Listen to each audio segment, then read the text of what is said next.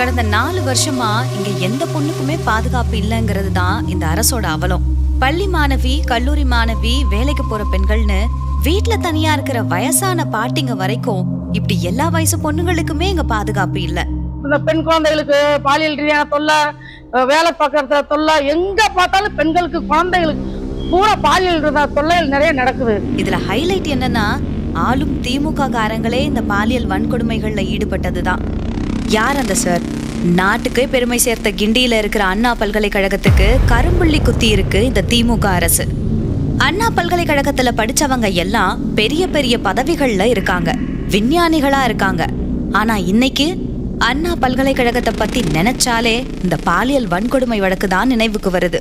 திமுக அனுதாபி ஞானசேகரனால அண்ணா பல்கலைக்கழக வளாகத்திலேயே ஒரு மாணவி கொடூரமா பாலியல் வன்கொடுமைக்கு ஆளாக்கப்பட்டிருக்காங்க. ஆபாச வீடியோ எடுத்து மிரட்டப்பட்டிருக்காங்க. 2021 வருஷம் 4465 இருந்த போக்சோ வழக்குகள் திமுக ஆட்சியில 6975 அதிகரிச்சிருக்கு. கிருஷ்ணகிரியில 13 வயசு ஸ்கூல் பிள்ளடி, அந்த பாப்பா படிக்கிற ஸ்கூல் சாருங்க 3 பேரு அந்த குழந்தைய ஹராஸ் பண்ணிருக்கானுங்க. அதை விட கொடுமை, அண்ணா நகர்ல 10 வயசு சின்ன பாப்பாவை கெடுத்திருக்கானுங்க. நாடு கெட்டு போய் கிடக்குடி. பயம் பயம் பயம்.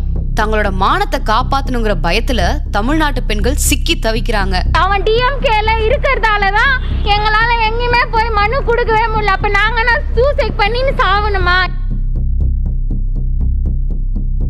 ராணிப்பேட்டையில திமுக இளைஞரணி உறுப்பினர் ஒருத்தர் கல்லூரி மாணவியை ஏமாத்தி கட்சியோட மற்ற சார்களுக்கு படுக்கை அறையில விருந்து படைக்க முயற்சி செஞ்சாரே, இதெல்லாம் என்ன கொடுமை!